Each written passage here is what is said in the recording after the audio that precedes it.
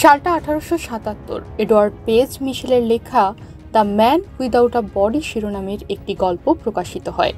গল্পটিতে এক বেড়ালের দেহের সব পরমাণু আলাদা করতে সক্ষম হয়েছিলেন এক বিজ্ঞানী। এরপর পরমাণুগুলো টেলিগ্রাফের তার দিয়ে অন্য জায়গায় পাঠিয়ে দেন তিনি।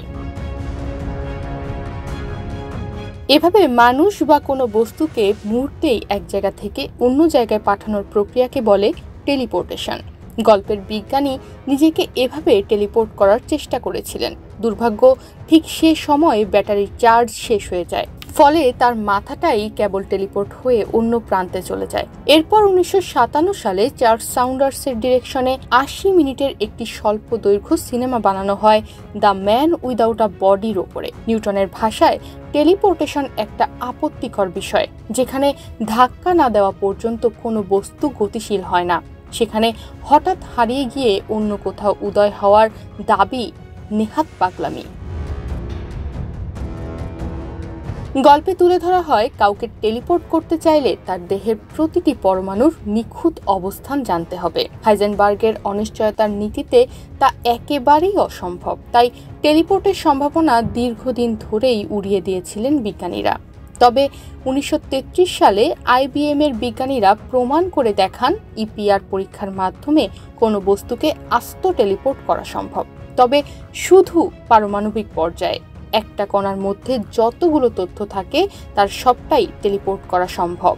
এরপর 2012 সালে আটলান্টিক সাগরে অবস্থিত কানারি দ্বীপপুঞ্জের দুটো দ্বীপের মাঝে ফোটনের টেলিপোর্টেশন করে সর্বোচ্চ দূরত্বে টেলিপোর্টেশনের রেকর্ড গড়েছিলেন ইউরোপিয়ান স্পেস এজেন্সি। দুটো দ্বীপের দূরত্ব ছিল 143 কিলোমিটার।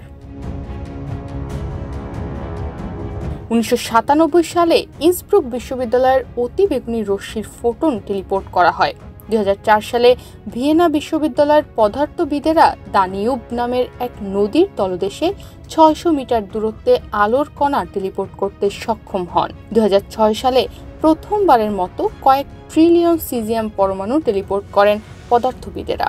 2017 সালে চীনের একদল বিজ্ঞানী একগুচ্ছ ফোটন টেলিপোর্ট করেন 300 মাইল দূরের একটা স্যাটেলাইটে। যুক্তরাজ্যের লেস্টার বিশ্ববিদ্যালয়ের এক গবেষণায় দেখা যায়, মানুষকে টেলিপোর্ট করতে গেলে দেহের প্রতিটি কোষকে ভেঙে ডেটায় রূপান্তর করতে হবে। ডেটার আকার হবে 350 গুণন 1030 গিগাবাইট, অর্থাৎ 350-এর পর 30টা শূন্য। এই ডেটা টেলিপোর্ট করতে যে শক্তি খরচ হবে তা দিয়ে 10 লাখ বছর বিদ্যুৎ সরবরাহ করা সম্ভব। কোয়ান্টাম টেলিপোর্টেশনের ধারণাটি হলো, কোয়ান্টাম বস্তুর সকল কণা এক জায়গা থেকে স্ক্যান করে অন্য জায়গায় হুবহু পুনর্গঠন করে। এক্ষেত্রে কণাগুলোকে অবশ্যই এন্টাঙ্গলড হতে হবে। কোয়ান্টাম টেলিপোর্টেশনে কখনোই আলোর চেয়ে দ্রুত বেগে মানবদেহের তথ্য পাঠানো যাবে না, কারণ মূল কাণ্ডটি কোয়ান্টাম নিয়মে ঘটানো হলেও তথ্য পাঠানো হবে ক্লাসিক্যাল যোগাযোগের নিয়মে।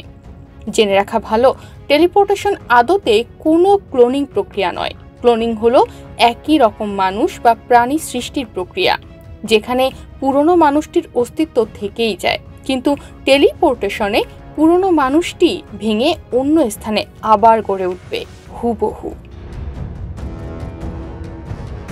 তনিমা রহমান, বাংলাদেশ প্রতিদিন।